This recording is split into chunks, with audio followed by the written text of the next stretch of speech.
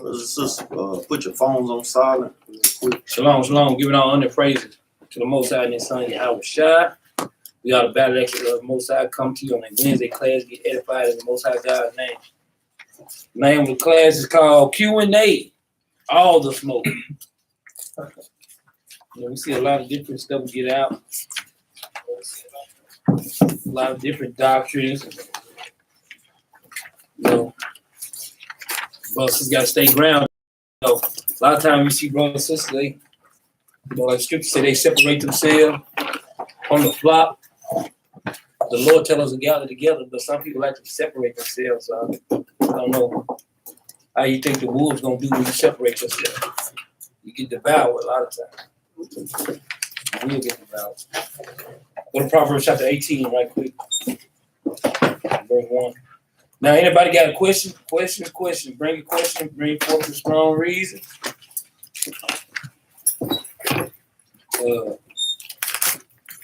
Anything brother want to bring out, bring it out.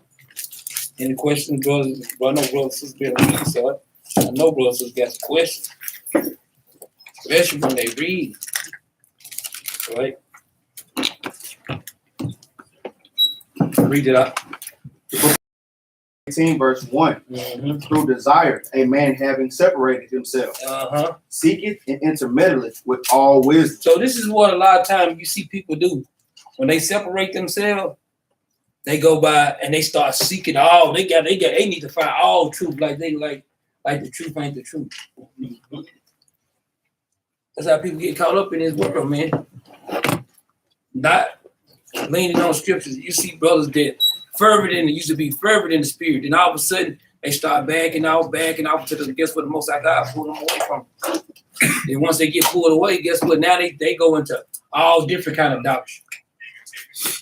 That's what the Lord said, they ever learning but never coming into the knowledge of the truth. Right? It goes one and the same. Right? When you see brothers and sisters, they separate themselves, and you see stuff happen to them. A lot of times, it's going into the same thing Jude said. Right? Let's go there right quick. Jude.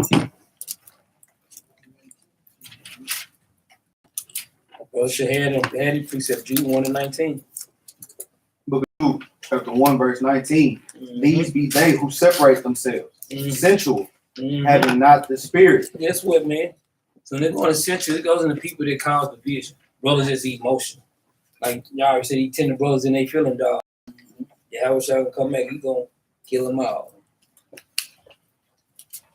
And this is what brothers do. They separate themselves. Sisters too. They separate themselves. Then you see brothers and sisters go, and they get further and further down the way. Right? Read on. Verse 20. But ye beloved, building up your own self on your most holy faith. So guess what? But we don't want following Nick. We want to be building ourselves on the most holy faith. Read. Praying in the Holy Ghost. Read. Keep yourselves in the love of God, looking for mercy of our Lord, Yahweh Shai. Because this is where our mindset should always be. Because if we don't, we start to separate ourselves, and then this is what happens. Brothers start falling further down the pipe, man. Right? Read that. Unto eternal life. Unto what? Unto eternal life. Read. And of some have compassion, making and others save with fear. And others we do save with fear, man. Right? Read. Pulling them out of the fire. Oxen, let's break down. Got a question, man. Brother Yaakov put a question up there. Sirach chapter 33 and verse 1 through 7. Sirach chapter 33, verse 1 through 7.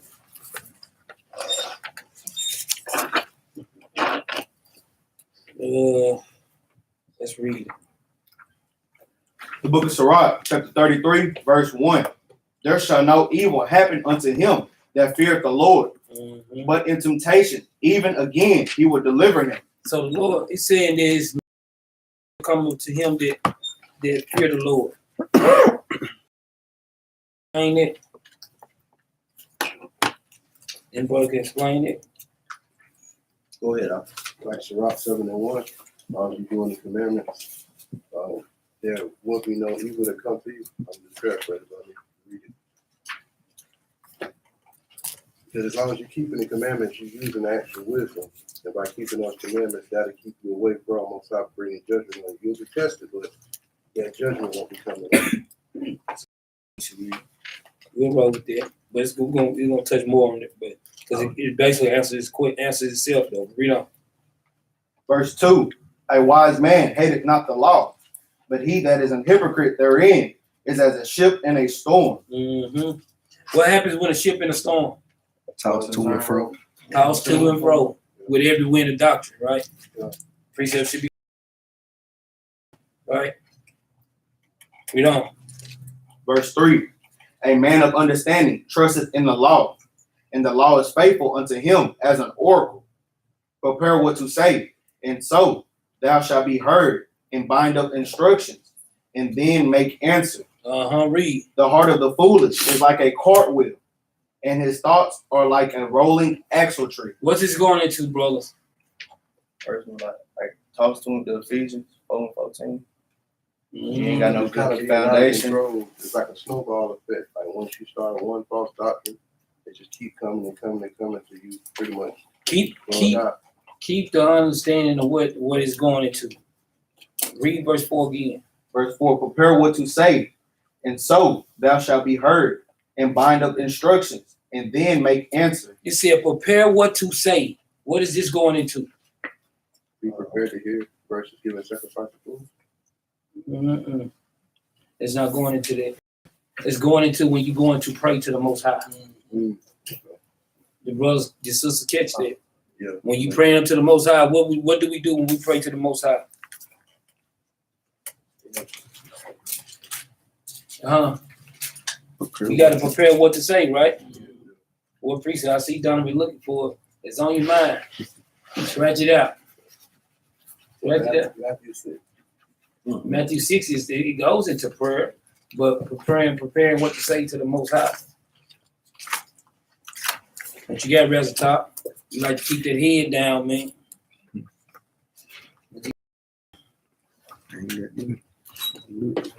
Okay, I told you with that low talking, man. Go to Sirach chapter 18, verse 23. Make sure brothers write that precept down. You say that's the only way brothers have had that thing, unless you got like I say, you got a good memory.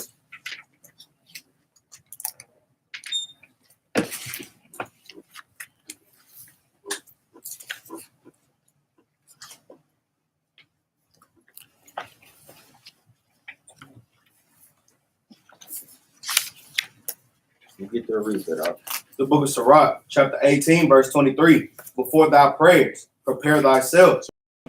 Before you pray, you want to prepare yourself. You want to gather your thoughts, making sure that you're in the right spirit, making sure that you're praying in the right spirit. So, like I said, you don't want to be as one that's rambling about in your prayer, praying for unnecessary things, praying for things that you don't need. You know, you want to make sure that you on point and straight to the point with your prayers to the Most High. Read on up. And be not as one that tempted the Lord. And you tempt the Lord by what? Not having things in order. Just asking for anything. Even like how I said, going into Matthew chapter 6, where the other nations, they just pray for anything, you know, and thinking that the Most High God is hearing them. So brothers and sisters want to make sure that you prepare your thoughts, man. Let's go to 1 John chapter 3, right? Should know where we're going.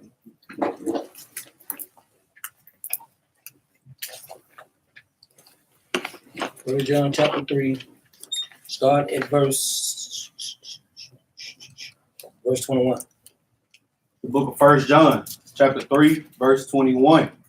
Beloved, if our heart condemn us not, then we have confidence towards God. Read. And whatsoever we ask, we receive of him, because we keep his commandments and do those things that are pleasing in his sight. So the things that we're supposed to be asking the Most High is for the things that's pleasing in his sight. He don't want us to be asking for some more, like you say. You know, he do blesses us, but he ain't finna just, you know, all corner stuff all the time, man. You know, that type of God we got.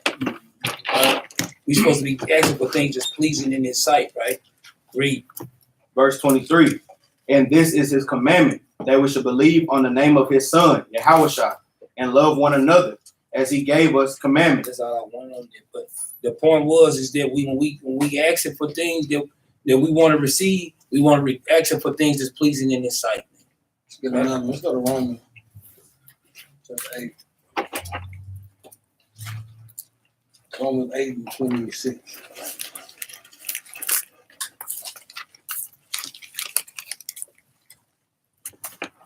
Book of Romans, chapter 8, verse 26. Mm-hmm. Likewise, the Spirit also helpeth our infirmities. So it said the Spirit helpeth thy infirmity, like I was seeing the problem. We don't. For we know not what we should pray for as we ought. He said we know not that we should pray as we ought to, because when you let the Spirit lead you, you'll be more understanding. Even in your prayers, you'll know what to pray for, right? When you're in a corner set of mind, you're going to pray for that being. But when you're in the spiritual set of mind, you're going to pray for what? Health, longevity, right? Understanding, wisdom, knowledge to get more understanding to teach the people, to teach yourself. Read on. But the Spirit itself make an intercession for us with groaning, which cannot be uttered. Because the Spirit will have you not going into the Lord asking for some bullness, man. Right? Speaking things that you ought not, uttering things that you should not ask for, right? Because you know, Matthew 12 and 36, they what? Give account for every idle word, man. So y'all want to be led by the Spirit in your prayers, right? So that you can prepare yourself to ask for what you need. Read on.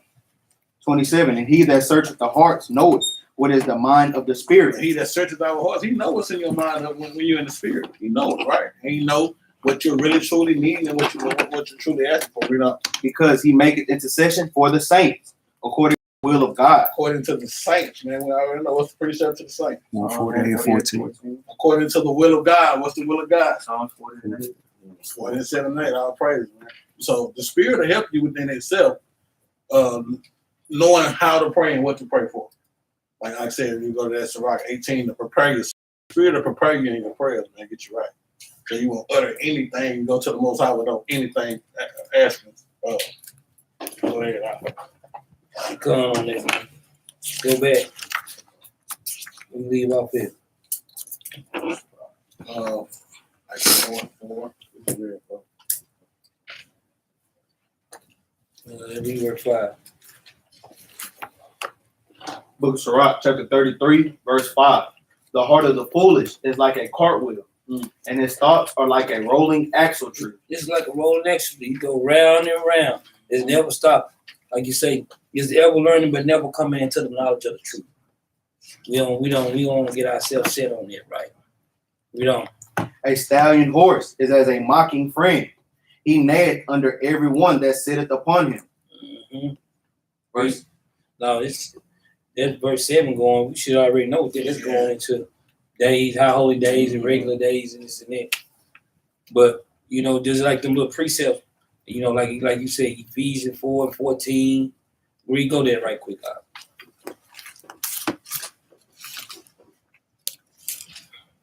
Book of Ephesians, chapter 4, verse 14. That we henceforth be no more children, tossed to and fro, and carried about with every wind of doctrine, by the sleight of men. By the sleight of men, read. And cunning craftiness. And the cunning craftiness, read. Whereby they lie in wait to deceive. And this is what a person getting tossed to and fro get. They get deceived, and and other people get deceived too. That's around them that plays into that mess that they doing, man. Right? And this is what the Lord told us to. Guys, I want to go to what's that? James chapter 1 verse 6. Goes to the same thing. James chapter 1 and verse 6. I think it's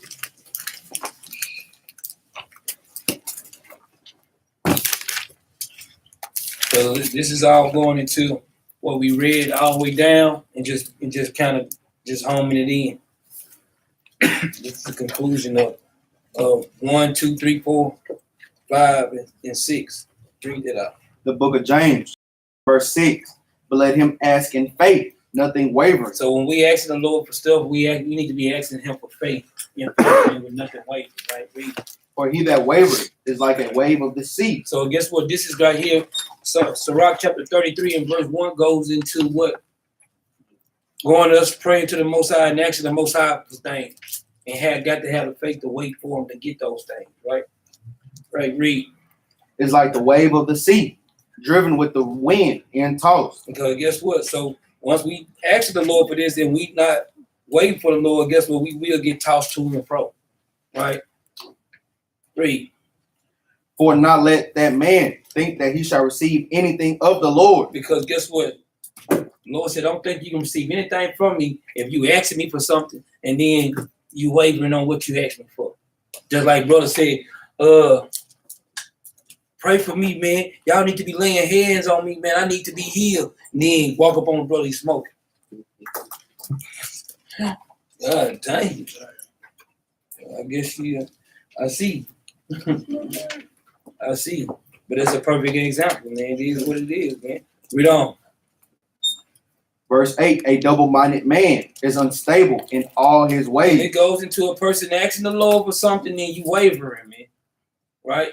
That ain't what the Lord wants us to do, man. When you ask for something, he'll bless you, but guess what? He ain't gonna play the game with us, right? Brothers and sisters, man, y'all got any comments, man? Or y'all got any questions? Leave them on the comment board. Brothers and sisters here, y'all got any questions? Mama Ryan, you got something? Okay, Ephesians 6 and 18.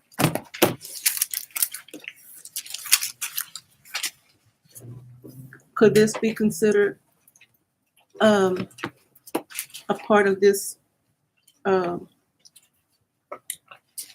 the precept for the Well, I know it's a precept for prayer. I think it is, but could it be considered part of the armor too? Could it be a part of the what? The armor. We're talking about Yeah. the armor in this chapter. Yeah. It can be part of them. You read that right quick out. The book of Ephesians, chapter 6, verse 18. Praying always with all prayer and supplication in the Spirit, and watching thereunto with all perseverance and supplication for all saints. For all saints. Yeah, it takes into it. Read on. Verse 19. And for me, that utterance may be given unto me, that I may open my mouth boldly. Open your mouth what? That's Boldly. the same thing it said in Sirach. It said, prepare what you need to say before you give an answer. Same thing it said in Forms. Read on. To make known my mystery of the gospel, Read on. for which I am an ambassador in bonds, that therein I may speak boldly as I ought to speak. And that's what it's saying before. It said bind up instruction and then make answer. When you bind up the instruction, you prepare, you ready to speak and you speak boldly. Because what? You've been led by the Spirit, you got the wisdom on you, now you can write. But the scripture said we can't be confounded. Right? Another precept is Sirach 5 and 9. I know I probably should have had it there. If it ain't written down, you need to have it written down. the 6 and 18 or 6 and 18. Written for Ephesians 4 and 14. You kind of want to mind in together.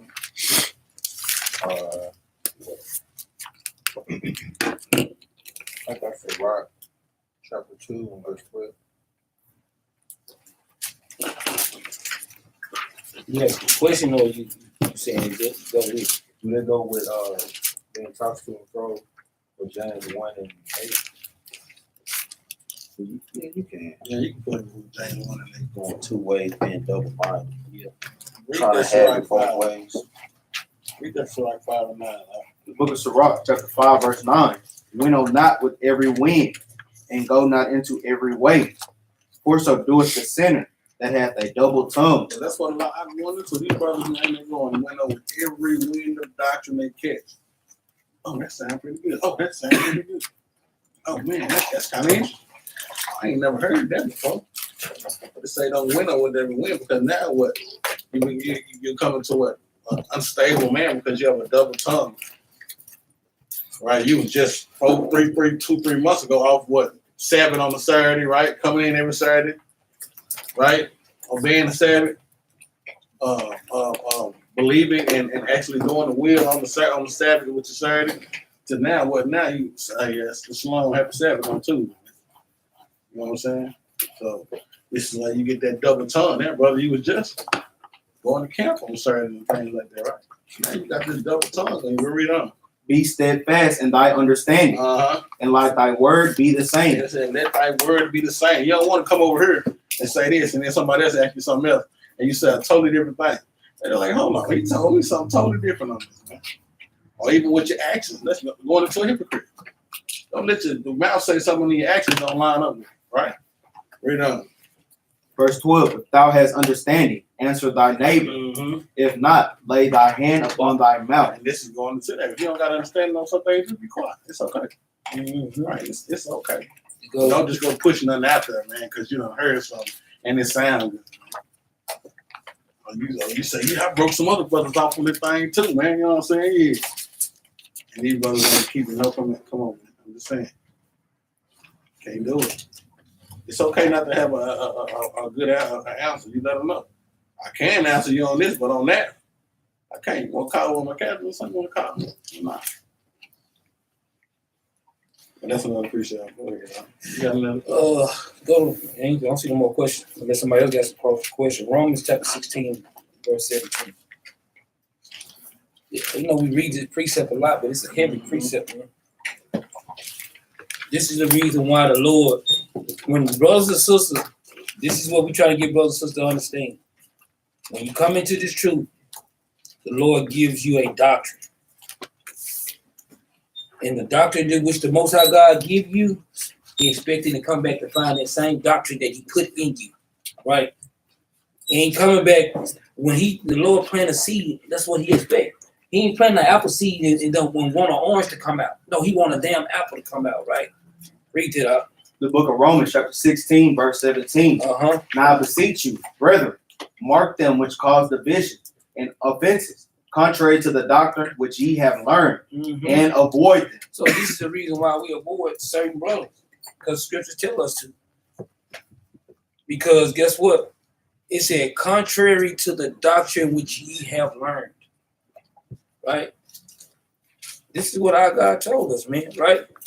Because for this reason, watch this, read on.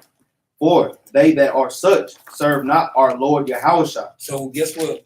They didn't say they are such that don't stick with the doctrine what they have learned. They don't serve Yahushua, man. Right? Read. But their own belly. But their own belly. Right? Read. And by good words and fair speeches deceive the hearts of the simple. And they do that. This is hey, brothers literally do this. Right? Read. For your obedience is come abroad unto all men. I am glad, therefore, on your behalf. Read. But yet I would have you wise unto that which is good. Anything that's good, the Lord said be wise, right? Okay, I'm doing it because the Lord said keep the commandment. That's a wise decision, right? But read on. And simple concerning evil. Well, brother, do you think I could go over there and do, if it's vexing your spirit, if it's breaking the commandment, why would you have to ask? It said, and simple concerning evil. So let's be simple about it, man, right? Because guess what? The law, the statutes, and commandments, all of them goes into sin, right? Every one of them goes into sin. But let me see. There's more I know on this side of my paper. See if I can find it. It's in James.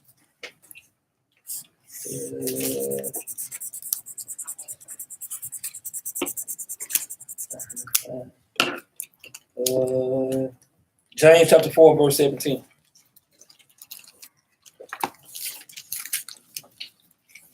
Any brothers, sisters, hey, brother got a day. Brothers, we don't care if brothers on the thing with a different doctrine. Put it out there, man. We don't even care. Whatever y'all got, man, put it out. Because the thing is, it's getting closer to the winter. It's getting in the winter time. And guess what? We finna start killing off them dead leaves. James chapter 4, verse 17. The book of James, chapter 4, verse 17. Therefore, to him that knoweth to do good and doeth it not, read. To him it is sin. Simple as that. Simple as that. For them that you know to do good and you do it not, that's sin, man. Right? This is what the Lord said, man. Any more questions, man? Any more questions, brother? So I got their head down, man. Any more questions? Let's go into what they say. Colossians chapter 2. We'll just go into, I guess, a couple of skills, man, until brothers to start asking more questions. Maybe just to catch fire on somebody. Colossians chapter 2 and start at verse 8. We start verse 8. We'll read that. The book of Colossians chapter 2, verse 8. Beware, lest any man spoil you through philosophy and vain deceit. That precept is Ephesians 4:14, right? Read. After the traditions of men, after the rudiments of the world, and not after Christ. Not after Christ, right? Read. For in him dwelleth all the fullness of the Godhead bodily. Christ dwell all the fullness. That means he goes to the fulfilling of things that God told that Christ is supposed to fulfill. Going according to Luke chapter 24 and verse 44, right? Read.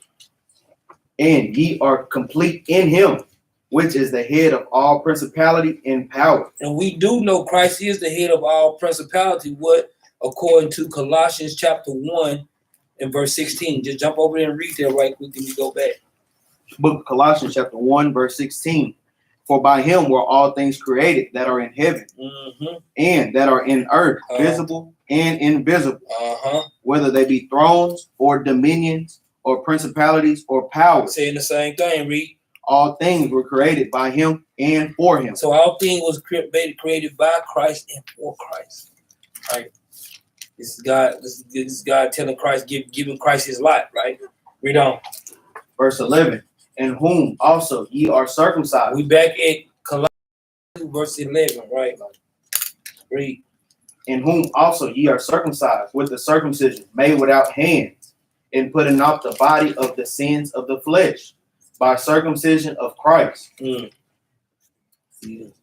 If Master Talk know how to break that down. What is a circumcision made by hands? Read it again. No. In whom also ye are circumcised with the circumcision made without hands, and putting off the body of the sin of the flesh by circumcision of Christ. A circumcision of Christ. What you got, Ehud? See you looking down.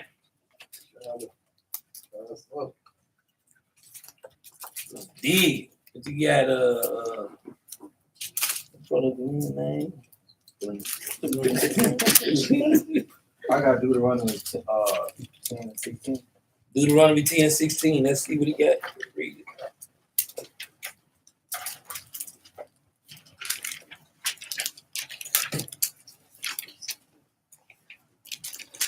You said circumcision of Christ. Brothers should have all kind of circumcision precepts, man. Hey, I guess what Capt 101 gonna be going over. Brothers should be having circumcision precepts, man. Read that Deuteronomy. What are you going? The book of Deuteronomy, chapter 10, verse 16. Circumcise therefore the foreskin of your heart, and be no more stiff-necked. That's good precept. Good Very good precept right there. Straight to the point. Because that is the circumcision made without hands. That's right. Like I said, the circumcision that's most important is the circumcision of your spirit. Like what I just put as a great precept.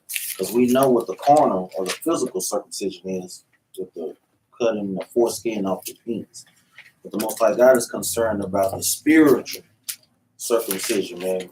You really get your mind in tune to keeping his law, statutes, and commandments. We say stand in the spirit.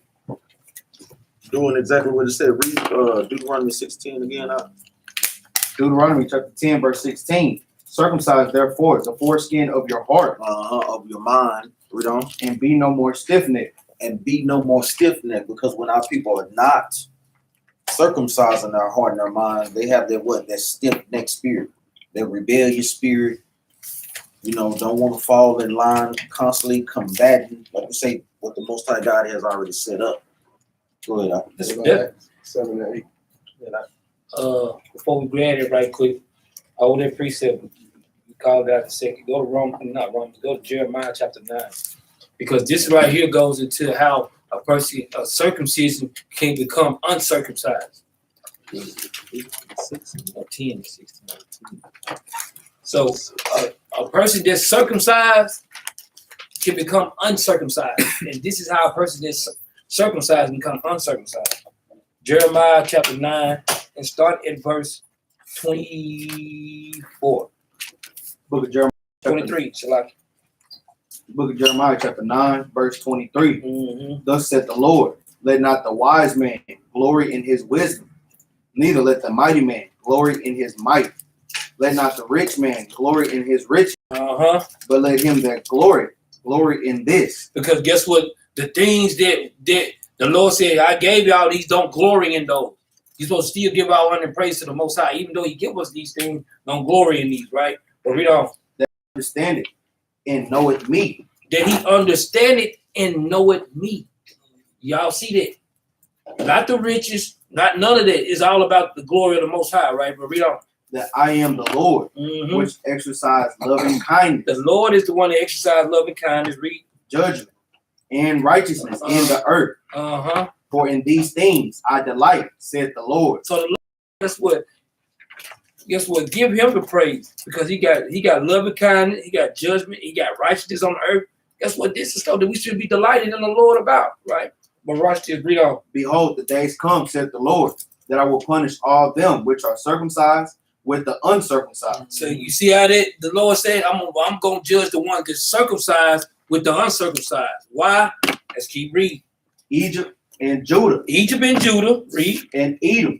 And the children of Ammon. And Moab. Read. And all that are in the utmost corners, that dwell in the wilderness. That dwell in the wilderness. Read. For all these nations are uncircumcised. You see how they call Judah uncircumcised?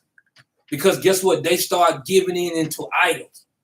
So that's how the circumcised can become uncircumcised, right? Read. And all the house of Israel are uncircumcised in the heart. This is not by the flesh, but in their hearts.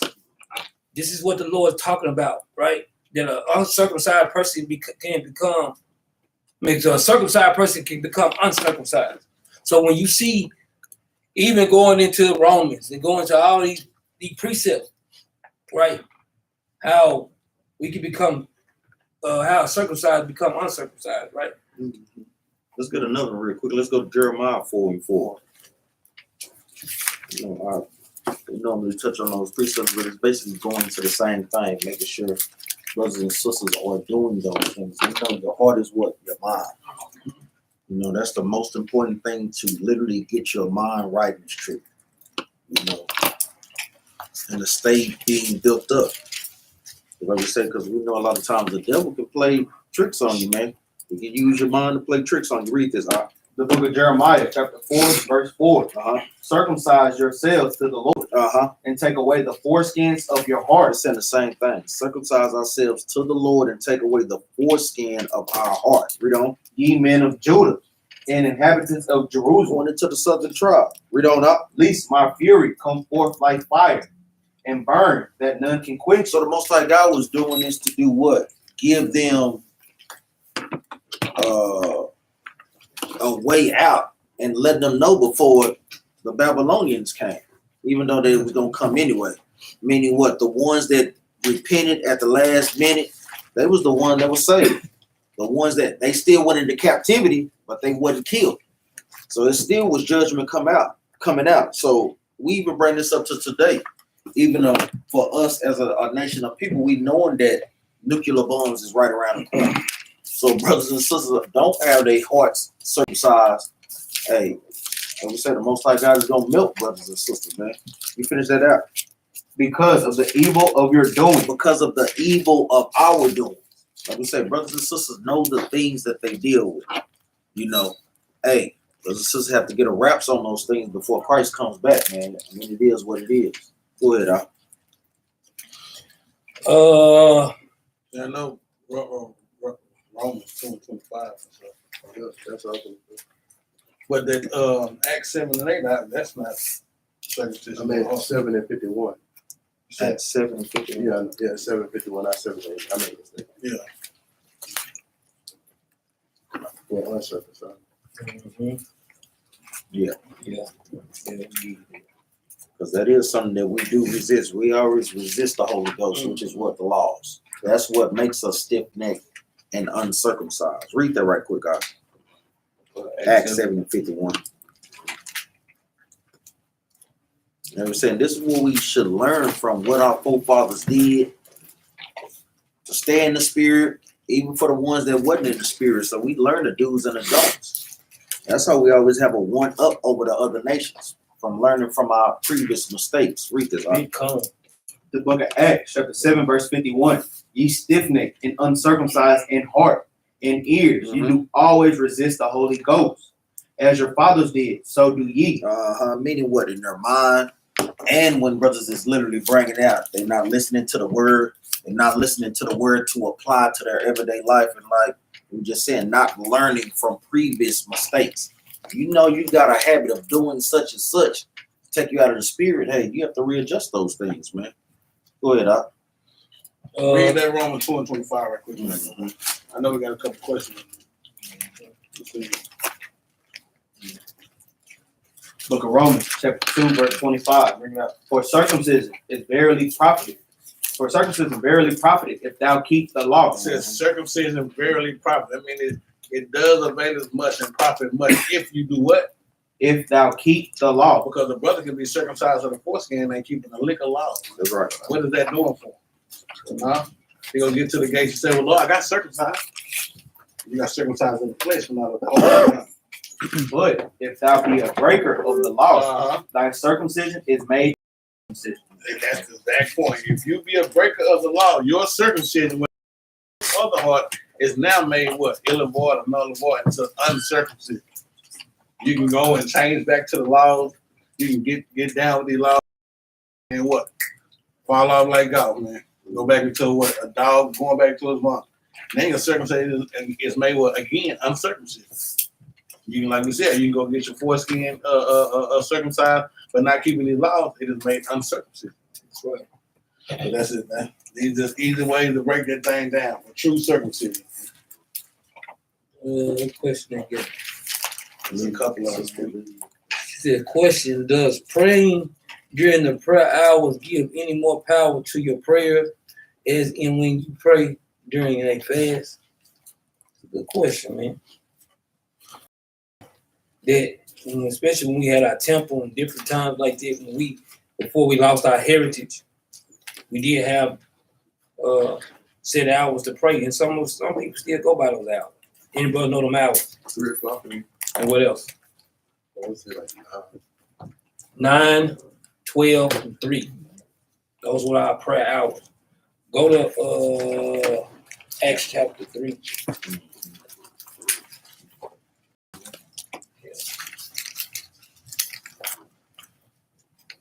But this right here is going into, like you say, this is going into one of the miracles Peter did, but this was, like you say, this was the prayer hour. But she said, the question was to ask, does the prayer during the prayer hours give any more power to the prayer, to your prayer, as in when you pray during a fast? Okay, break it up. The book of Acts, chapter 3, verse 1. Now Peter and John went up together into the temple. Into the what? Into the temple. Into the temple, which we don't have right now. Right? Read. At the hour of prayer, being the 9th hour. So we don't have the temple. It's in right now. Right? Not to say that the prayer during the prayer hour don't count, but the thing is, we don't have the temple. We don't. Just like a person saying, "Oh, I want to be baptized into the Jordan River. I want to be baptized, but you ain't in the Jordan River." You know, the thing is, everybody want to walk exactly on point with exactly how brothers and sisters did, but they don't have the whole equipment with what they had, right? But what did the Lord give us right now? He gave us right now a temple what? Temple what? Oh, man, what did Most High God give us a temple what? Not made with hands. Oh. Right? So what prayers do we go through now? Praying, guess what? Praying and fasting, guess what? They go one in the what? They go one in the same. Right? The affliction through the prayer. Let's see. What do we want? I don't know what I want to go to first. I want to go to first. Go to Matthew chapter 6.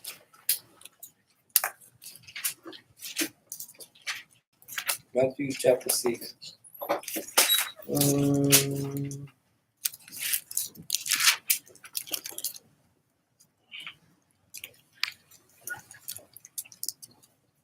Matthew chapter 6 and start in verse 5. Book of Matthew, chapter 6, verse 5. And when thou prayest, thou shalt not be as the hypocrites are, for they love to pray standing in the synagogues and in the corners of the streets, that they may be seen of men. Verily I say unto you, they have their reward. They have their reward. Read. But thou, when thou prayest, enter into thy closet, and when thou hast shut thy door, pray to the Father which is in secret, and thy Father which seeth in secret shall reward thee openly. Shall reward thee openly. Read. But when ye pray, use not vain repetitions, as the heathen do, for they think that they shall be heard for their much speaking. Be not ye therefore like unto them, for your Father knoweth what things ye have need of before ye ask. After this manner, therefore, pray ye, our Father who art in heaven. Jump down to verse 16. Verse 16. Moreover, when ye fast, be not as the hypocrites of a sad countenance. Of a sad countenance, because guess what? This is when you praying, the Lord said he don't want you to be as the hypocrites. When you fasting, the Lord don't want you to be as the hypocrites. If you see how both of them was read in Matthew chapter 6, right? Read on. For they disfigure their faces, that they may appear unto men to fast. Verily I say unto you, they have their reward. They have their reward. Read. But thou, when thou fastest, anoint thy head and wash thy face, that thou appear not unto men to fast, but unto thy Father which is in secret, and thy Father which seeth in secret shall reward thee openly. Shall reward thee openly. So it goes into how the Most High God hears our prayers and how the Most High God gets under into our fast. So these things, like Christ is going into, these things go one in the same. They going into the same strength. Like when you pray, don't be putting everybody into your business. No, guess what? When you have an intimate moment with the Most High God, that be respected by doing what? By keeping His laws. Guess what? The fast be respected by keeping His laws, one and the same, right? Let's get another precept. Let's go to Acts chapter 10 and verse 30. Going into Cornelius when he prayed the 9th hour. Yeah, and it's power in that because that was our tradition. You know, so it's very much power in that. Brothers and sisters can remember that. You know, throwing up those prayers around. I'm saying 6, 9. And the 9th hour is going into the 9th hour after dawn. Yeah. You get there, read this out. The book of Acts, chapter 10, verse 30. And Cornelius said, 4 days ago, I was fasting until this hour, and at the 9th hour. And he was fasting, and at the 9th hour, which is about 3 p.m. Read on. I prayed in my house, and behold, a man stood before me in bright clothing. Verse 31 is the point. Read on. And said, Cornelius, thy prayer is heard. Thy what? Thy prayer is heard. So when he prayed about the 9th hour, Cornelius, what? Most High God sent an angel to do what? Hear his prayer. So it's some power in that. Read on. Thy prayer is heard, and thy alms are had in remembrance in the sight of God. So like we would tell brothers and sisters, yeah, it's very much power in that. You know, showing where even Cornelius had an angel sent to him to give him the understanding. But, Was that angel Raphael? Does he take up prayers to the throne? now, I mean, it doesn't say that, but we know, you know, going into Tobit, you know, the archangel Raphael is the one that takes up prayers to the Most High. And the main reason why, like you say, like I said, if you want prayers like praying in them hours, there's a good hour. That's a good time to have your prayers. But also, you want to make sure you be prepared to give those prayers at those times, right? Because you don't want to go into some bang babbling thing just because you know the hour or the time of the prayers, right? Go to Psalm chapter 55 right quick.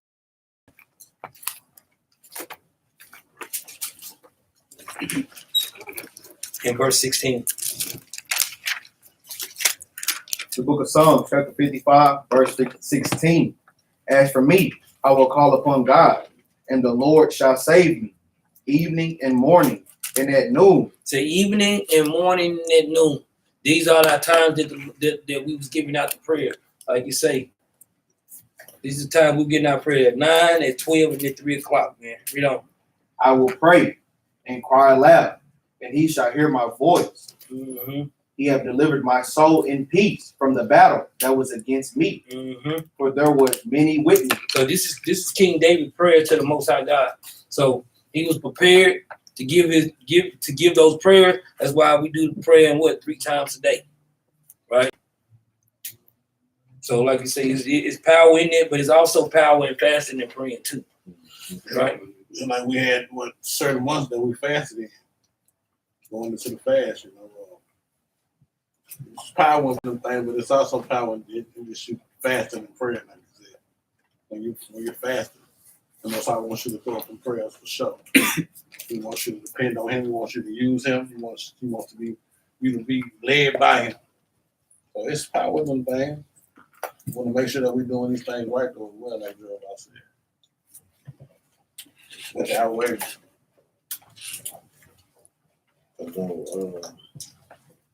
It said, now Israel, how do we light the candles for feast of dedication? Well, we can go to the book of First Maccabees. So he said, and that's something heavy to do. Sisters that may have manures, we tell brothers and sisters, try to get a manure. Make sure you get a manure. Get you a manure and try to get you a chauffeur. So brothers and sisters that do not have a Battle Axe congregation near them or a congregation period, you can still be able to partake in these things, blow up the trumpet, and like we said, light the manure during certain times and so forth. First Maccabees chapter 4 and verse 48. The book of First Maccabees, chapter 4, verse 48. And made up the sanctuary and the things that were within the temple, and hollowed the court. So this is going into the Maccabees when they took back the temple from the Greeks, putting everything back in order. Read on out. They made also 2 holy vessels. So we know the holy vessels goes into what? The manure, going to the table of showbread, going into the altar, going into the holy vessels that we use to make sacrifices unto the Lord. Read on. And into the temple they brought the candlestick, and the altar of burnt offerings, and of incense, and the table. So they had the incense, like we say, we burn frankincense and myrrh. Read on out. And upon the altar they burnt incense, and the lamps that were upon the candlesticks they lighted. And the lamps that were upon the candlestick they lighted. So even when we partake into, like I said, another name for the Feast of Dedication is the Feast of Lights. It's customary, like we say, you light the manure, and have the manure burning 7-8 days. That's customary for us. That's our tradition, our heritage. Read on. That they might give light in the temple. That they might do what? That they might give light in the temple. And it's always on a spiritual level. So when you seeing that manure on it's letting you know what? Keep a fire lit inside of you. Keep the commandments lit inside of you always. So, like we say, it's a carnal aspect to it, but more importantly, it's a spiritual aspect. So, yes, you have a manure. Make sure that you get the bowls, get the candles that go in it, and light it, and pay homage to the Most High, giving us that dedication back to the Lord. And that's something that we always did, partaking in lighting the candles or the frankincense and myrrh. That was part of our sacrifice to the Most High. Go to Leviticus chapter 24, start at verse 1.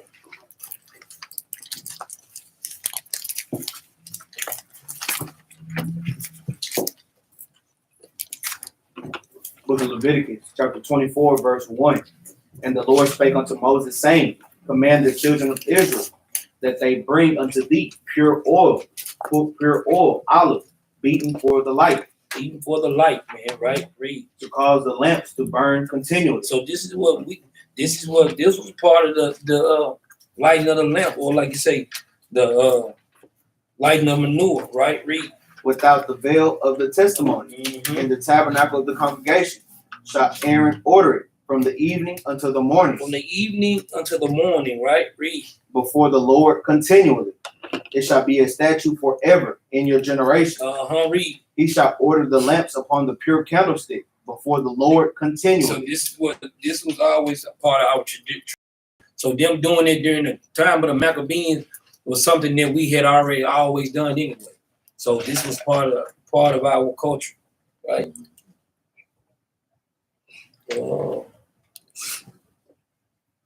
Yeah, that I know Brother Alexander said, question, how do you debunk the claim that the Vatican City is Mystery Babylon? And, you know, and that's a good question, because I know a lot of times, brothers and sisters, you debunk it by understanding the book of Revelation. The book of Revelations going into the 18th chapter. Not the 18th, the 7th. 18:2.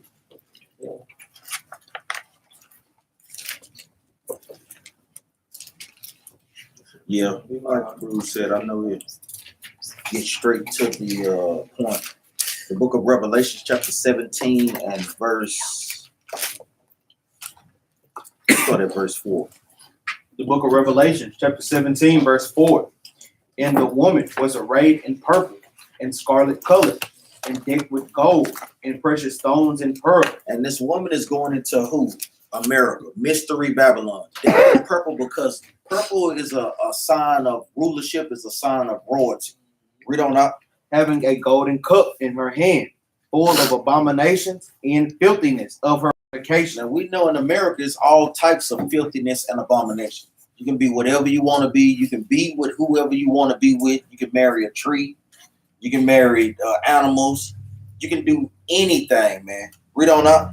And upon her forehead was a name written, Mystery Babylon, the great mother, the mother of harlots, and abominations of the earth. Because like we said, even with just hipping on that point, there's no more abominations done outside of America. You can name a place. Like I said, you just pick out the things. LBTQ, XYZ, ML. that. You got wicked holidays constantly. The destruction of the Native American Indians on this land, going into the destruction of the Southern tribe. You could just, I'm talking about just full of abominations, man. Read on up. Verse 6. And I saw the woman drunken with the blood of the saints. We know the saints is going into the Israelites. Read on. And with the blood of the martyrs of Yahushua. And when I saw her, I wondered with great admiration. Jump down to verse 9. Verse 9. And here is the mind which hath wisdom.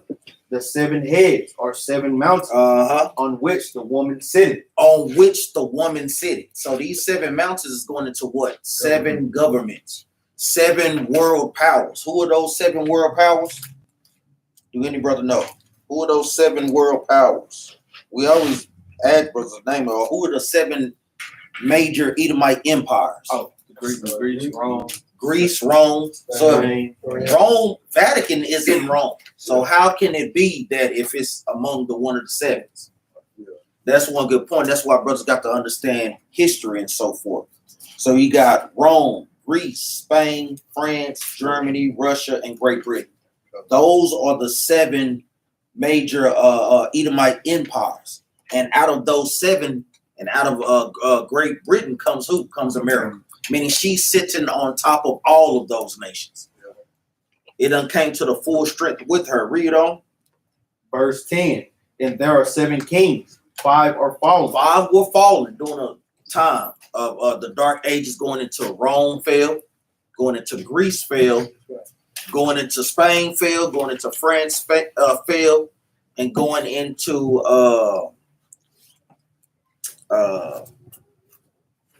I want to say Germany. Quote me on that. Not Great Britain, not yet, because Great Britain basically springed forth America. Germany fell with Hitler. Yeah, that was later on. But we know in like Rome, Greece, France, Spain, and it's another one. It may be earlier Germany, but I'm gonna have to get back to you on that. But read on out. And there are 7 kings, 5 are fallen, Mhm. and 1 is, and the other is not yet come. Uh-huh.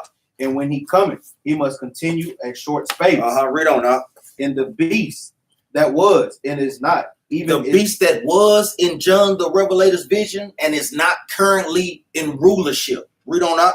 even he is the 8th, and is of the 7th, And is of the what? and is of the So 7th. it's letting you know that America is the 8th and is of the 7th, which is great. Because even when you're going into the American wars, with them fighting the American Revolution, like we say, America springs out of Great Britain.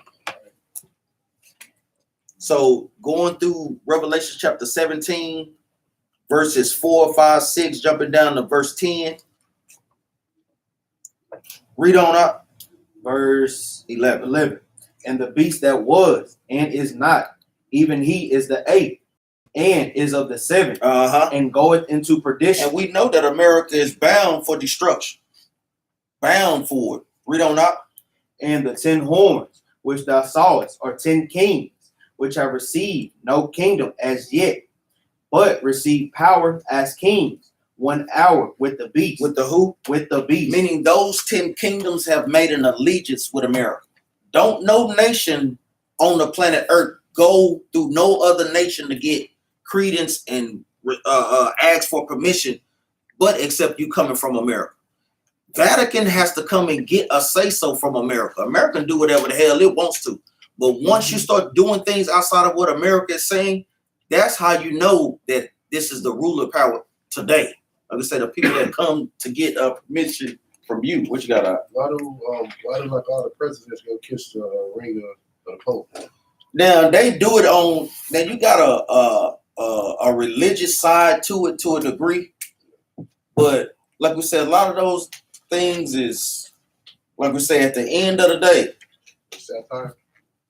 The who? I would say it's satire. They just do it for show. Yeah, for sure. A lot of that thing is for sure. But we know where America holds the most military power and the most economic power. Yeah. The people that control those things is they are the ones in control. You know the Jeremiah 51 too, man. Uh-huh. We'll touch on the Revelation 18. Oh, go ahead. We touched in Revelation chapter 18.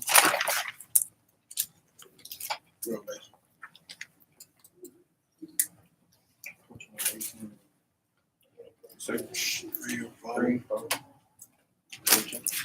Mm-hmm. Book of Revelation, chapter 18, verse 3. For all nations have drank of the wine of the wrath of her fornication. Because you don't get as many religions in the Vatican as you do over here in America. You have anything that you want to be, man. Any religion that you want to worship, you can come to America to do that. That's what's drinking of the wrath of their fornications is. The majority of the people that's over there in the Vatican are Catholics. Read on. And the kings of the earth have committed fornication with her. And the other nations, they're committing fornications with America. You got Britain, you have Germany, you have what they call basically like the EU.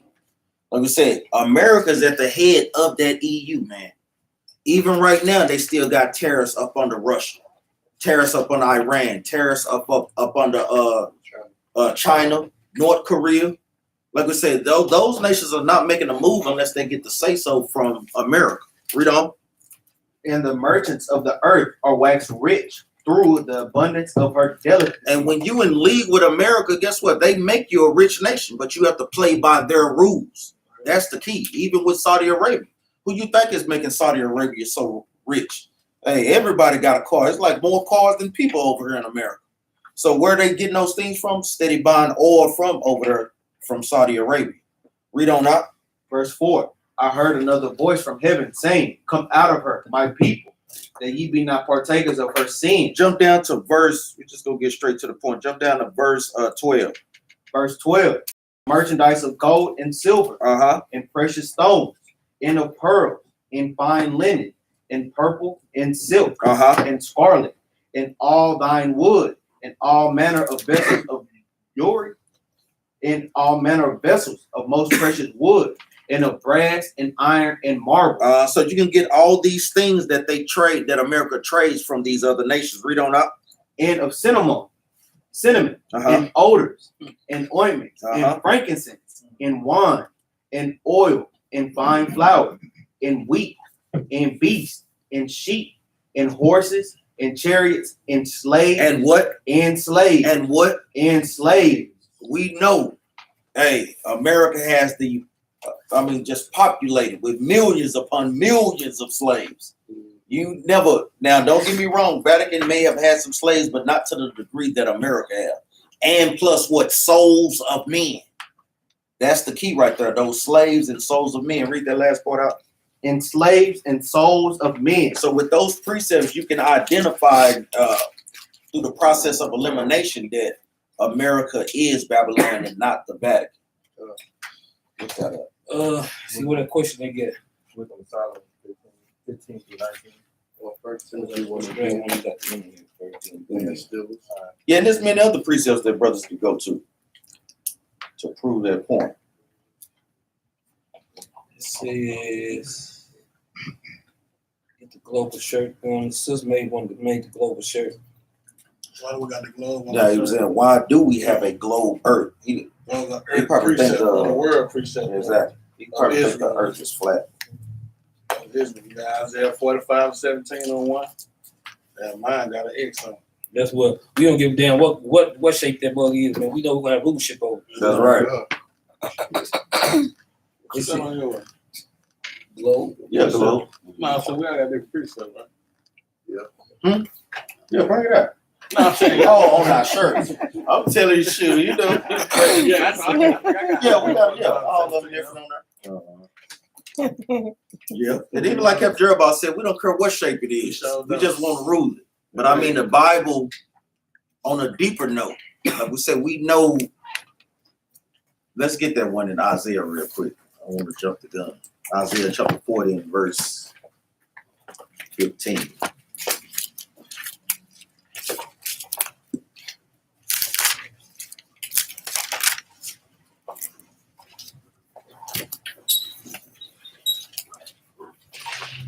What?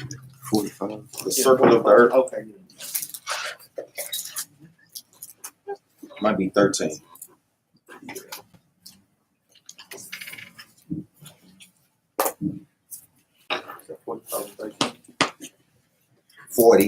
Verse 40 and verse 13.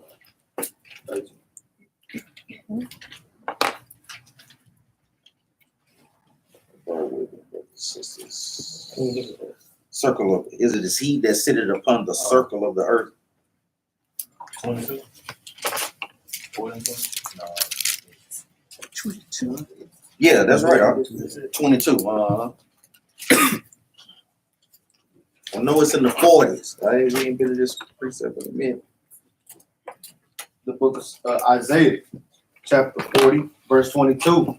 It is he that sitteth upon the circle of the earth, and the inhabitants thereon are as grasshoppers, that stretcheth out the heavens as a curtain.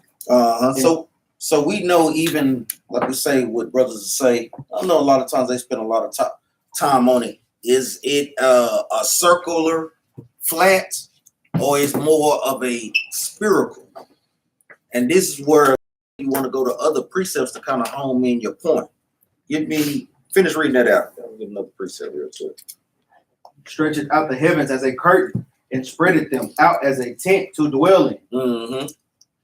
He that bringeth the princes to nothing, he maketh the judges of the earth as vanity. And we really don't care.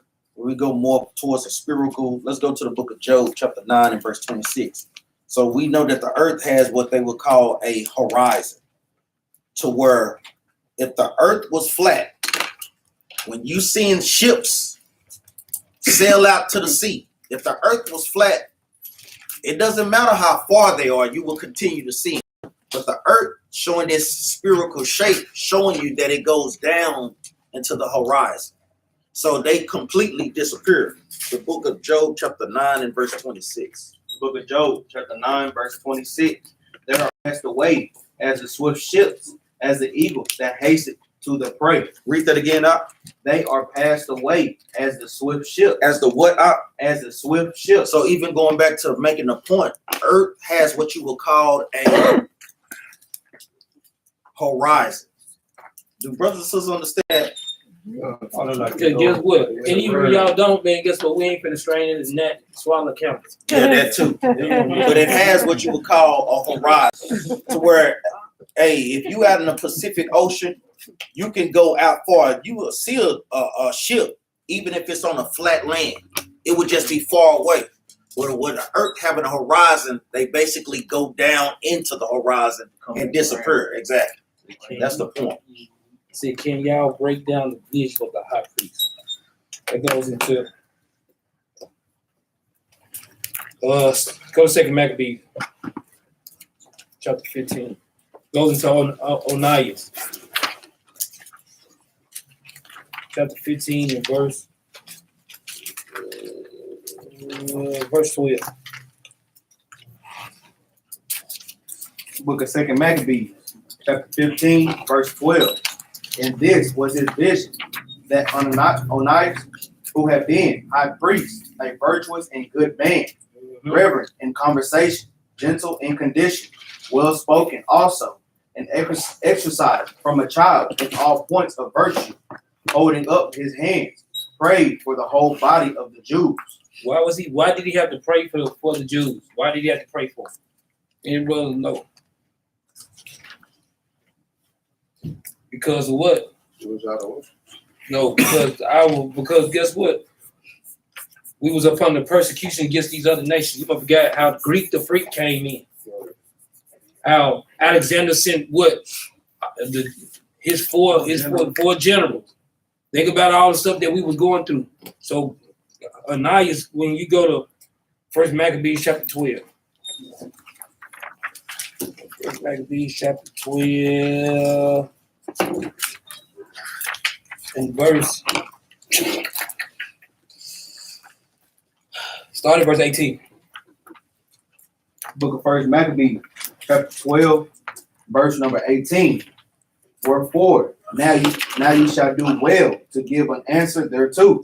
Read. And this is the copy of the letters which Omri sent Aris, king of Lacedaemon, Lacedaemonians. to Don't say that loud, but go ahead. to Onias, the high priest. Greetings. This is going into one of the churches, right? This is the same church that is going into when you go to Revelation. We're gonna go there and go back. Revelation chapter 3 and verse 14.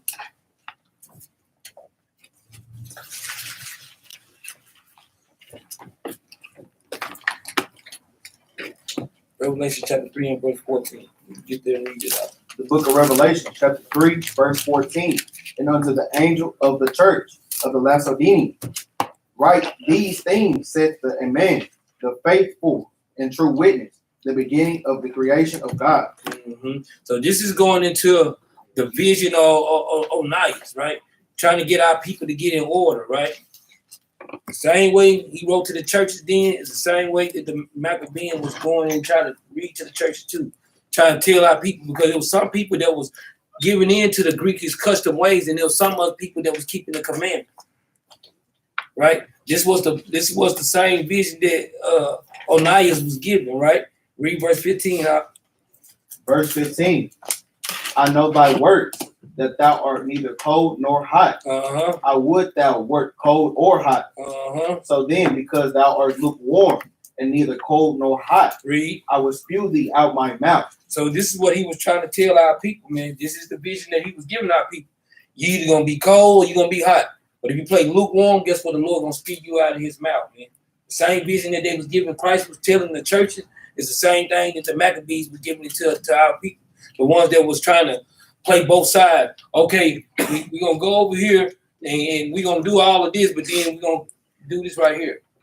You're gonna either pick a side, man. The Lord ain't gonna play the game. Go back to First Maccabees chapter 12 and read verse 20 on down. The book of First Maccabees, chapter 12, verse 20. Arius, king of Lacedaemonians, to Onias, the high priest, greeting. It is found in writing that the Lacedaemonians, the Jews, are brethren, and that they are of the stock of Abraham. Now therefore, since this has come to our knowledge, you shall do well to write unto us of your prosperity. We do write back again to you that your cattle and goods are ours, and ours and yours. We do command, therefore, our ambassadors to make a report unto you on this wise. So guess what? This was given into what?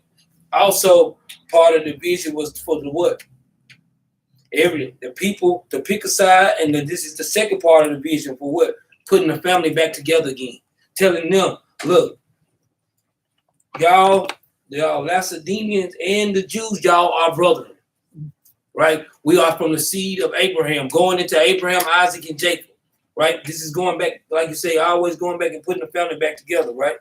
This is part of the vision. Go ahead, Doc. Verse 24. Now when Jonathan heard that Demetrius' princes were come to fight against him with a greater host therefore, he removed from Jerusalem and met them in the land of Amethyst. For he gave them no respite to enter his country. He sent spies also unto their tents, who came again and told him that they were appointed to come upon them in the night season. So this is going into what? The Maccabees going into fight. Now we know the story of the Maccabees on how they wanted to kill Jonathan's son.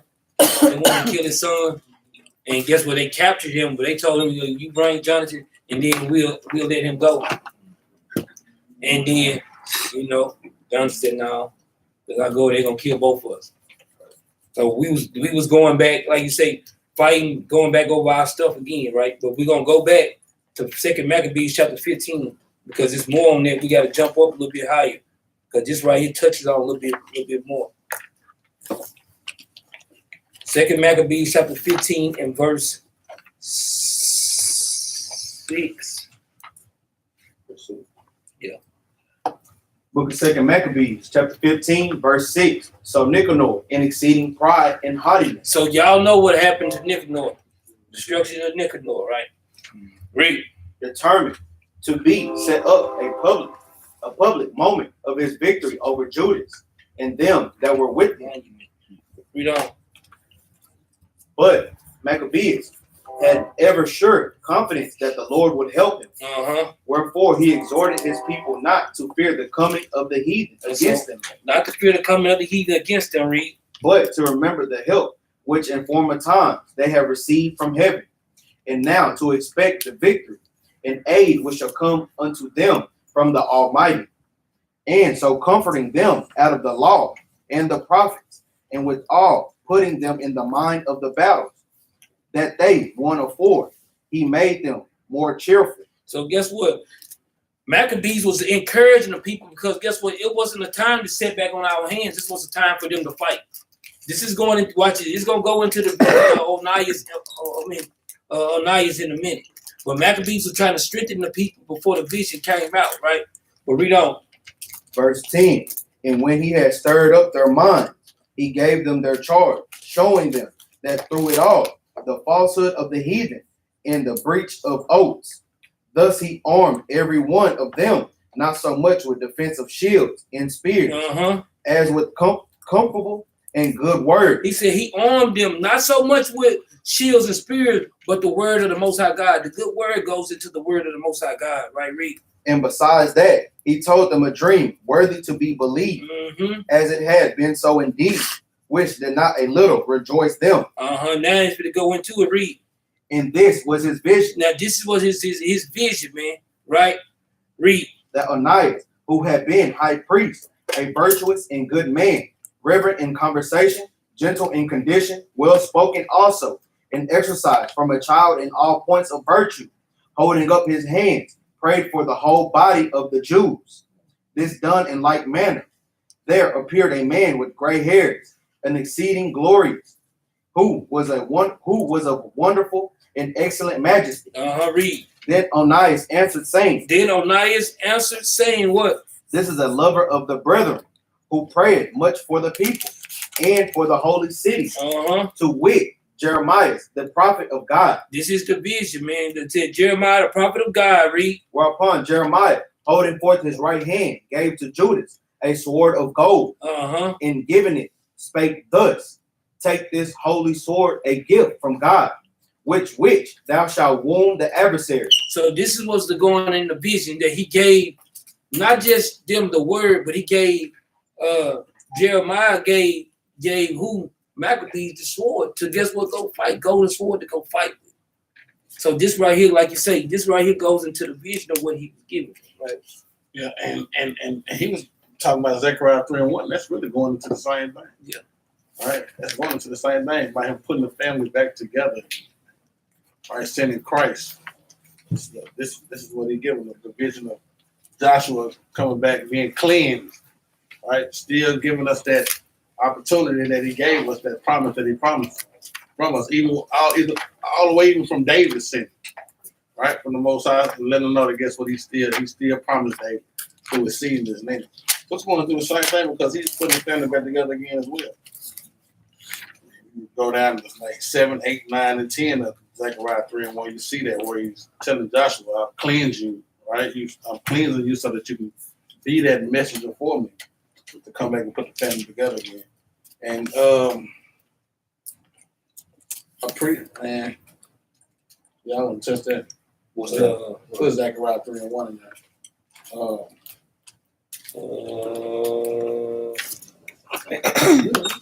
Because I want to touch that sword.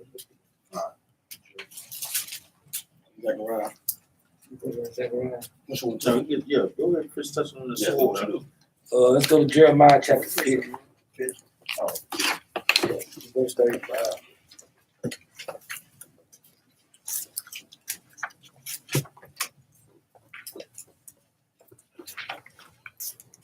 Verse 35.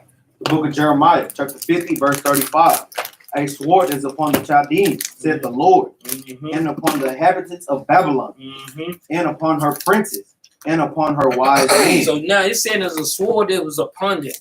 The same sword was the sword that Jeremiah was handing over to the Maccabees, right? Read. 36. A sword is upon the liars. It's upon the liars, read.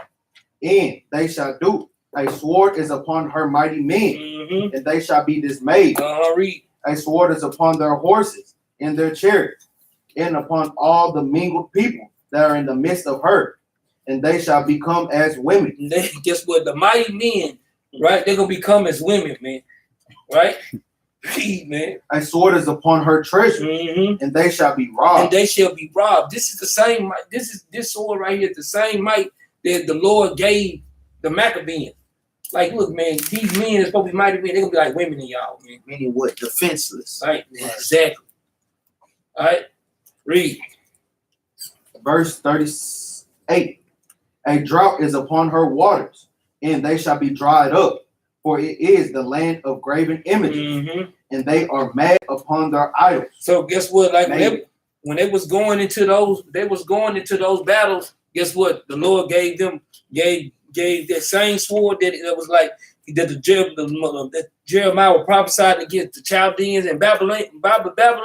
It's the same sword that the Lord was putting down that he gave the Maccabees when they was going against the freaks and the Greeks. Right? Y'all go ahead, man. It's really going to the same exact thing. I know it definitely does, man. It is, man. It don't touch no different. It sure don't. 3 and 8. 3 and 8 say here, Zechariah 3 and 8 say, "Hear now, O Joshua, the high priest, thou and thy fellows that sit before thee, for they are men wondered at." They are men wondered at. For they are men wondered at. Behold, I will bring forth my servant to bring. And like I said, it was only so much that these men can do, right? Like I said, they were men or what? Not being able to do nothing with this form because we going into idolatry. This is why when you go up, Joshua was filthy. He told him, take out the filthy garments, meaning what? Take away these sins, these idolatry that you're doing, so I can use you. That's 7 and 8, Revelation 22 and 16, to where you give the angel understanding. This angel is what? That's what you just give him. Because Zechariah prophesied too about Christ, man. Zechariah got visions of this thing too. So we go to Revelation 22 and 16. That's a real precept we all know. I should know.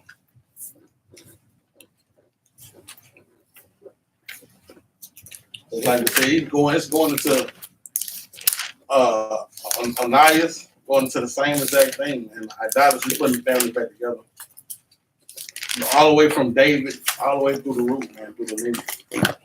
Read that 22 and 16. The book of Revelation, chapter 22, verse 16. I, Yahushua, have sent mine angel to testify you these things in the church.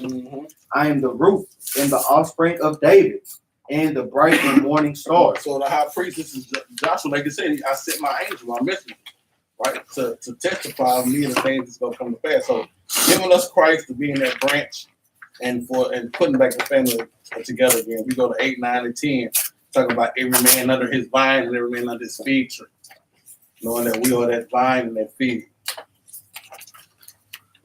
And there's many precepts on that. Man. You go Judges 9, 10, Amos 4 and 9.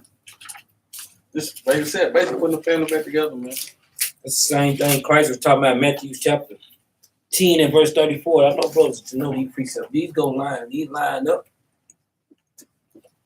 Right. And remember, this is the Joshua, because I know I had made the mistake like a few months ago. I think I accidentally said, I know not the Joshua during the time of Moses, Right. but the Joshua that was ruling during the time of Zechariah, during the time of the Persian and Mede captivity. But I made that mistake. We started going into chapter 6 a little bit, Zechariah.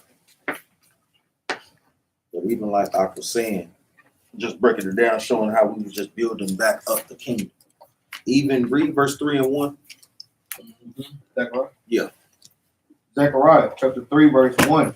And he showed me Joshua, the high priest, standing before the angel of the Lord, and Satan standing at his right hand to resist him. Because even during that time, like I was saying, is buried exactly to the Maccabees. You have to put the word of the Most High God in our people to, guess what, do the work. Even during this time, during the Persian and Mede captivity, they wanted to stop doing the work. They was worried about their silly houses. Let's get there real quick. Haggai chapter 1 and verse 4.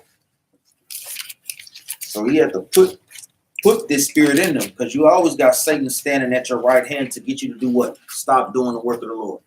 Sister, don't listen to your husband. Don't do that. Brother, don't lead her. Brother, don't teach her. Brother, don't come to Sabbath class. Get out of order. Say what you want to say. You always got Satan standing at your right hand. So the Most High God, inspired Joshua to, guess what? Lead the people again. Read this right quick out. The book of Haggai, chapter 1, verse 4. It is time for you, O ye, to dwell in your... Read it again. Is it time for you? Is it time for you, O ye, to dwell in your Selling houses? silly house? In this house lie wait. So the Most High God had to put the spirit in many prophets. He put it in Haggai as well as the chief priests going into Joshua and Zechariah. They walked in those same times to inspire the people to do what? To do the work of the Lord. That's what these classes are for right now, to inspire people to what? To do the work of the Lord, and to, guess what? Push unity among our nation and put us back together. Our people be too busy with worried about their house and what about the Lord's house. Right. That's what he was inspiring them to do. Read on up. Verse 5. Now therefore, thus saith the Lord of hosts, consider your ways. And that's what he was asking them. Consider your ways. That's what we ask brothers and sisters. Consider your ways, even in this truth. You know, are your ways good or are your ways bad? Do you have a reputation of this or a reputation of that? Read on up. Verse 6. Ye have sown much and bring in little. Ye eat, but have not enough. Read on. Ye drink, but ye are not filled with drink. And it is just like in this captivity. No matter how much we work, man, we barely making just enough to cover them bills. I'm talking about 50, 60 hours a week, man. Barely enough, man. Read on up. Ye clothe you, but there is none warm. And he that earneth wages to be put into a bag with holes. And no matter how much money you think you're trying to save, the Most High God put a hole in that pocket. Why? Because you're not putting His work first. And we see that a lot of times. Go back to Zechariah 3:1. Book of Zechariah, chapter 3, verse 1. And he showed me Joshua, the high priest, standing before the angel of the Lord, and Satan standing at his right hand to resist him. To stop the people from doing the work. So you have the other angel to do what? To inspire them to do the work, like the prophets, like how we just read with Haggai. Read on. And the Lord said unto Satan, the Lord rebuked thee, O Satan. And that's what brothers and sisters got to do in this walk, man. When you feeling Satan jumping on you, because I know if you're trying to jump on me sometime to stop me from doing what? From reading. Don't read today. Do something else. Don't read. Nigga, don't read. It be, hey, that must be on me, man. It be like doing everybody. You getting sleepy. Yeah, for real. You getting sleepy. And you fall true. You have to think to yourself, nigga, you be watching TV. Nigga, why you can't read me then? Those are the things you have to rebuke. Whatever brothers and sisters may deal with, man. Read on up. Even the Lord that had chosen Jerusalem rebuked thee. Is not this a branch plucked out of the fire? Now Joshua was clothed with filthy garments. Joshua is a representation of Israel. During that time for them not wanting to do the work, guess what? We were clothed with filthy garments. Filthy garments is going into what? Not keeping the commandments. Any brothers got a precept? Hit that, go ahead. I'm going to get it right to you. Any brother got a precept for the garments? Oh, like in general, just garment. Yeah. Precept for showing that garments is a similitude for what? Keeping the commandments. Give me Psalms chapter 1. Psalms chapter 132. Let's get that real quick.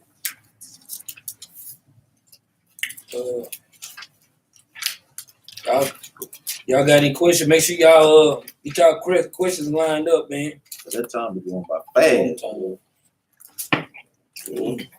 Read that right quick out. Book of Psalms, chapter 132, verse 9. Let thy priests be clothed with righteousness, and let thy saints shout for joy. So we're to be clothed with righteousness, meaning what? Put on the garments of the commandments. That's a similitude.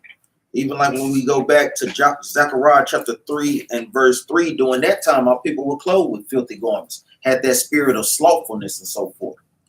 Well, go ahead, Al. No, go ahead. Touch on something else. No, I thought you were going to touch on something right quick. More questions, man?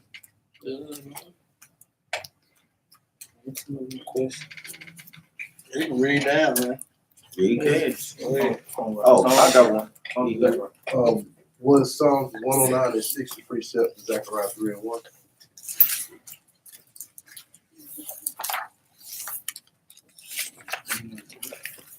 (109 and 6) Psalms precept Zechariah 3 and 1. On my reach. Read that out. Book of Psalms, chapter 109, verse 6. Set thou a wicked man over him, and let Satan stand at his right hand. Yeah, I mean, yeah, brothers. That's kind of. Yeah. It's kind of, just Satan on the right hand, man. That's what I Yeah, I understand that. Now, we know if a brother is going off, Satan is at your right hand. Yeah, yeah. You know what I'm saying? So you can do his work and not the Most High God's will. It's basically going to a wicked brother, man. That's right. They're going to that 5 and 10, like, you know what I'm saying? They hate you because you rebuke them. Oh, okay. That's going to that song. Isaiah 64 and 6 precept with Zechariah 3 with the one. Say it again, Isaiah. 64 and 6. We're just talking about the filthy red. Precept with Zechariah 3. Read that up. The book of Isaiah, chapters 64 and 6. Okay. 64 and 6. But we are all as unclean things, or as an unclean thing, and all our righteousness, or as a filthy rags. And we all do fade as a leaf, and our iniquities, like the wind, have taken us away. Now, that brag in this context is going into, when the brothers know. Now, you can, Being in sin. lumpy. Yeah, I can see it. I can see it. I can see it. Lump. So it's to kind of home in the point.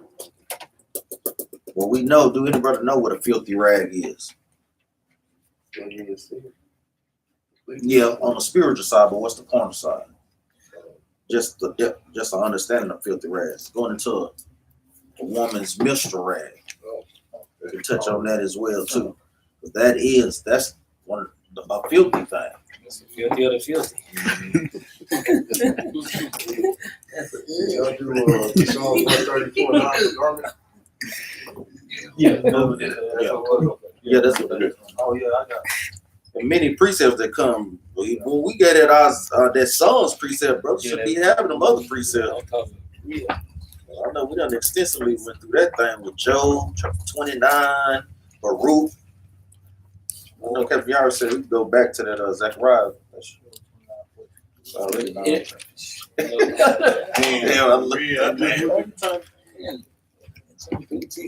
Any brothers who's got any more questions, man? Our precept for like the morning star, is it just the Revelation 22:16, the Numbers 24:17, and Matthew 22? Who else was called the morning star? Say Yeah, because I had because that goes a long way. He hood more. Bobby Boucher. Yeah, because we were doing that on the street, and I was just trying to get some more clarification. Yeah, remember it's both. It's two sides to it. Right. You got Christ on the right hand side of the morning star, meaning wisdom, knowledge, and understanding. And then you got Esau on the left hand side. So you can on the wicked. exactly. You know another precept. What do you say? Matthew 2:2, Numbers 24:17, and then Revelation. Yeah, also Isaiah chapter 14. Isaiah chapter 14, verse 12. This is the book of Isaiah chapter 14, verse 12. How art thou fallen from heaven, O Lucifer, son of the morning? How art thou cut down to the ground, which didst weaken the nation? So Esau is basically the light bringer to all the other people on the planet. When people want wisdom, knowledge, and understanding, they go to his colleges, his theologian schools to get that understanding. That precept with Luke 10 and 18. Read Luke 10 and 18.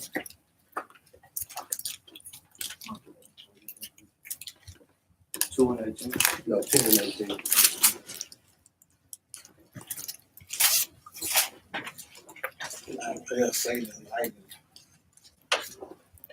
The book of Luke, chapter 10, verse number 18. And he said unto them, I beheld Satan as lightning fall from heaven. Behold, I give unto you power to tread on serpents and scorpions, and over all the power of the enemy, and nothing shall by any means hurt you. Notwithstanding in this rejoice not, that the spirits are subject unto you. But I mean, you could use it because the precept that come to my mind is Just the fall. not necessarily the fall, but how lightning, the power. I'm thinking about the precept in Ecclesiastes chapter 8, verse 1, light maketh your face to shine. You know, so brothers can use that on a deeper note, but you gotta know how to break that thing down.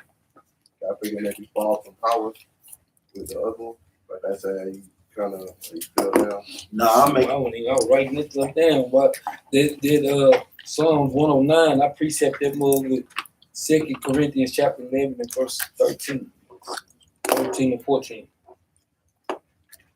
I say you have the power. I know that can go into 9 verse 6. 109. Sit down with the man over him. That's that thing on the right. It's there right here. Yeah. 2 Corinthians chapter 11 and verse 14 is going straight to the point. No marvel, for Satan himself is transformed into the angel of light. Exactly. That's how they can be able to sit on the right hand, right? This thing right here to cause confusion, right? Because we know who sat on the right hand, Christ.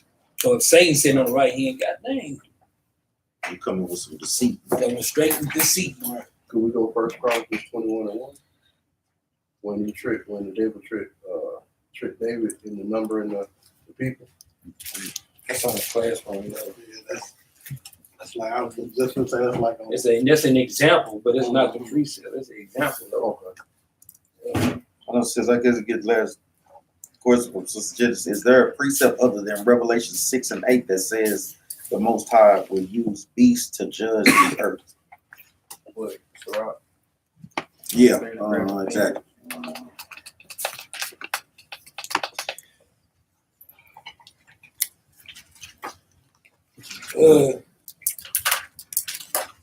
It says it.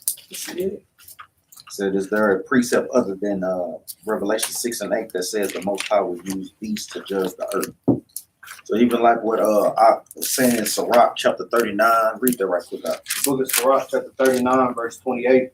There be spirits that are created for vengeance, which in their fury lay on sore strokes. In the time of destruction, they pour out their force and appease the wrath of him that made them. Fire and hell and famine and death, all these were created for vengeance.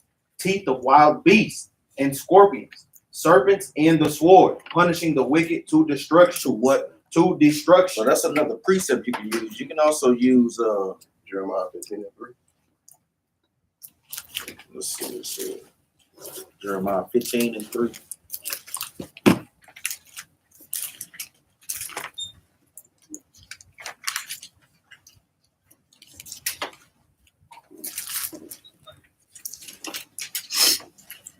Yeah, that's another good one. Mm-hmm.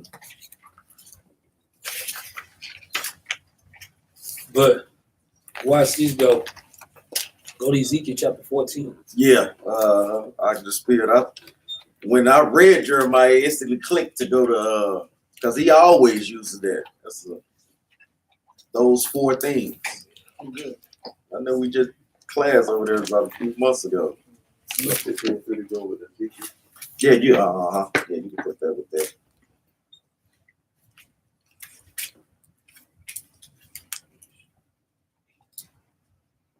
Ezekiel chapter 14.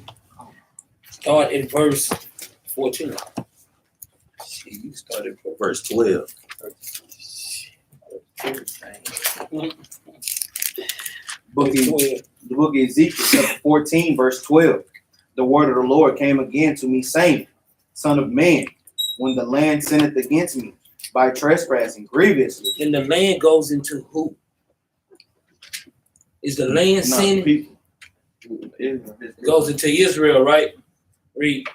Son of man, when the land sinneth against me by trespassing grievously, then will I stretch out my hand upon it, and will break the staff of the bread thereof, and will send famine upon it, and will cut off man and beast from it. Read. Though these three men, Noah, Daniel, and Job, were in it. Though these three men, we know Noah, Daniel, and Job, these is righteous men, man, right? Men of the Lord, man. Though if the Lord said, if I cut this land off, it said with famine, and guess what? If I cut out beasts, if I cut out man from these lands, guess what, man? Though Noah, Daniel, and Job be in these, he said, if they was in these lands, right? Read. They should deliver, but their own souls by their righteousness. The only way they'll be delivered is by their own righteousness, man, right? Read. Said the Lord God. If I cause noisome beasts to pass through the land, and they spoil it, so that it be desolate, that no man pass through because of the beasts. Though these three men were in it. Noah, Daniel, Job. Read. As I live, said the Lord God, they shall deliver neither sons nor daughters. We can't save our children either out of this. They gotta choose the Lord too, man, right? Read. They only shall be delivered. But the land shall be desolate. Read. Or if I bring a sword upon that land and say, sword, go through the land, so that I cut off man and beast from it. Though these three men were in it, as I live, said the Lord God, they shall deliver neither sons nor daughters, but they only shall be delivered themselves. Jump down to verse 21. 21. For thus said the Lord God, how much more when I send my four sword judgments upon Jerusalem. So it says 4 sword judgments, even like what Captain Jerubbaal was just breaking down. Read on. The sword and the famine. So you got the sword, meaning what the modern day gun today. Famine, starving people out. We're seeing these things on the earth right now. Read on. And the noisome beast. And the noisome beast, even with certain animals being attacked. You know, reading about Elamite or a Filipino lady being swallowed by a python and killed by that thing. I'll pray. All praise. You know, so even with crocodiles, every damn where, pythons everywhere. You saw them great. Hey, read on. In the pestilence, to cut off from it man and beast. Yet behold, therein shall be left a remnant that shall be brought forth, both sons and daughters. Behold, they shall come forth unto you, and ye shall see their way and their doings, and ye shall be comforted concerning the evil that I have brought upon Jerusalem, even concerning all that I have brought upon it. I'll praise it, man. Brothers and sisters, ain't got any more questions, man? Like both tired, man.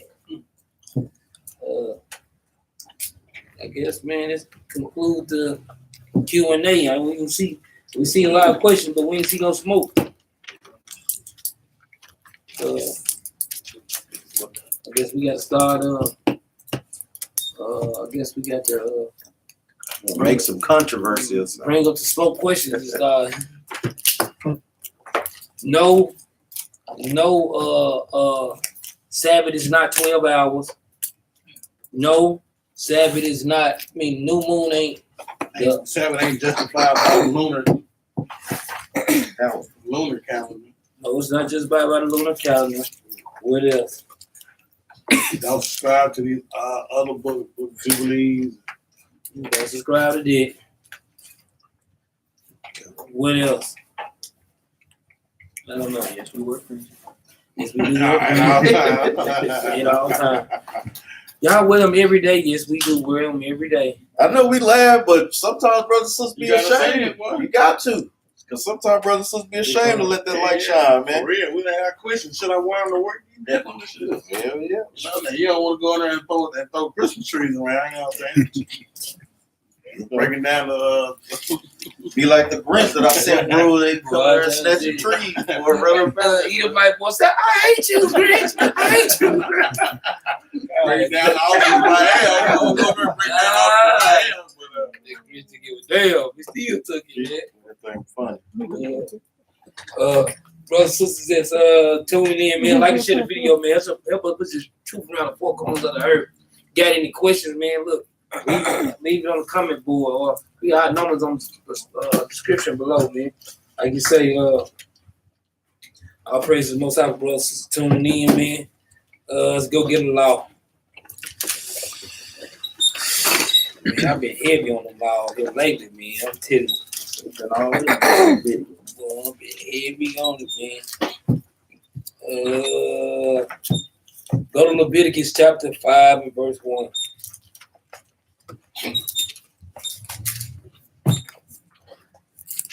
Book of Leviticus, chapter 5, verse 1. If a soul sin and hear the voice of swearing, and is a witness whether he has seen or known of it, if he do not utter it, then he shall bear his iniquity. So, if a brother see somebody in sin, and you ain't trying to help these brothers and sisters out, you talking about the people that's in the truth, because everybody can't be saved and everybody don't want to be saved. Don't save them. She don't want to be saved. Okay, and with that, keep the commandments and live. Shalom.